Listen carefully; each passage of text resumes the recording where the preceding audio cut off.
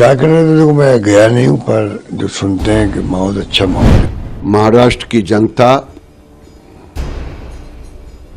निर्णय अब ले चुकी है। बहुत अच्छा रिस्पॉन्स है भाजपा गठबंधन पर। हमें तो बहुत अच्छी एक्सपेक्टेशन है। दोनों ही राज्य में भारतीय जनता पार्टी की अच्छी प्रदर्शन होगी। ये वो सियासी चेहरे हैं जो देश भर में बुधवार को होने वाले मतदान से पहले अपनी अपनी जीत का दम भर रहे हैं। बुधवार को जनता की अदालत में इन सियासी चेहरों के दलों की परीक्षा है। अब इस परीक्षा में पास कौन होगा ये तो वक्त बताएगा, लेकिन बुधवार को होने वाले चुनाव को लेकर देश के कई राज्यों में तैयारियां करीब करीब पूरी हो चुकी हैं।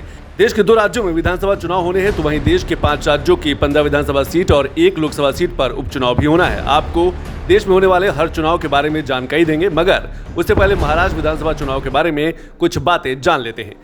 महाराष्ट्र विधानसभा में कुल 288 सीटें हैं, जिस पर चुनाव के लिए बुधवार को 288 सीटों पर मतदान होगा। महाराष्ट्र विधानसभा चुनाव के लिए मतदान एक चरण में होगा। 288 सीटों पर कुल 4136 उम्मीदवार चुनाव लड़ रहे हैं। महाराष्ट्र विधानसभा चुनाव के लिए लगभग 1 लाख मतदान केंद्र होंगे। वोटों की गिनती 23 नवंबर को की जाएगी।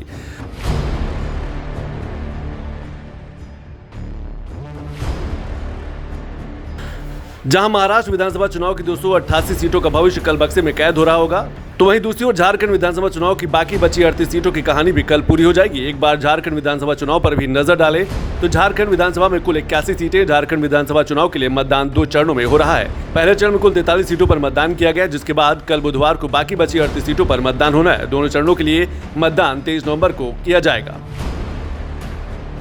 23 नवंबर का दिन दोनों राज्यों के लिए अहम है। इस दिन होने वाली मतगणना दोनों राज्यों के लिए अगले 5 साल का भविष्य तय करेगा, जिसकी वजह से बुधवार को होने वाले मतदान से पहले ही बीजेपी के खेमे में चुनाव को लेकर उत्साह दिख रहा है। दोनों ही राज्य में भारतीय जनता पार्टी की अच्छी प्रदर्शन होगी। राज्य की जनता चाहती है कि राज्य का विकास हो, क्षेत्र का विकास हो, आम आदमी सुरक्षित हो, रोजगार की व्यवस्था हो, स्वास्थ्य शिक्षा जैसे मूलभूत सुविधाएं मिले और एक स्वच्छ प्रशासन हो। तो इसलिए भारतीय जनता पार्टी के पक्ष में लोग मतदान करेंगे। बहुत अच्छा रिस्पॉन्स है भाजपा गठबंधन पर। पूरा प्रदेश में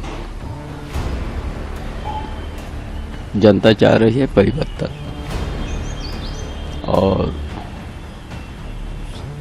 पूरा कोल्हान से लेकर संतालपांगा, पूरा पलामू से लेकर सभी परमंडल में अच्छा भाजपा का लहर है। जहां एक तरफ बीजेपी खेमे में चुनाव को लेकर उत्साह है, तो वहीं विपक्ष ने भी दोनों राज्यों में विधानसभा चुनाव को लेकर अपनी जीत के दावे किए हैं। एक्सपेक्टेशन है क्योंकि पहला फेज भी जो वोटिंग हुई वहां पर कोई 43 सीट्स पर अच्छा जोशीला वोटिंग हुआ, और उसमें देखा गया है कि महिलाओं का मेल के मुकाबले में बेहतर परसेंटेज था, और पहले के रिकॉर्ड्स के मुताबिक इस बार महिलाओं का वोट ज्यादा पड़ा। हम जानते हैं कि जो जनता का समर्थन पहले फेज में मिला है, उससे और बहुत ज्यादा दूसरे फेज में मिलने जा रहा है। जो हमने कैंपेन किया है, जिस सकारात्मक तरीके से हम लोगों ने मुद्दों पर बात की है, मुद्दों को देखते हुए जनता हमें जरूर वोट करेगी। और जो महाराष्ट्र और झारखंड विधानसभा चुनाव के अलावा देश के किन किन राज्यों की कितनी सीटों पर उपचुनाव के तहत मतदान होना है, इस पर भी नजर डालें तो बुधवार को 5 राज्यों की 16 सीटों पर उपचुनाव के लिए मतदान होना है, जिसमें उत्तर प्रदेश की 9 सीटें, तो वहीं पंजाब की 4 सीटें, केरल उत्तराखंड की 1-1 सीट शामिल है। साथ ही महाराष्ट्र की लोकसभा सीट के लिए भी मतदान होना है।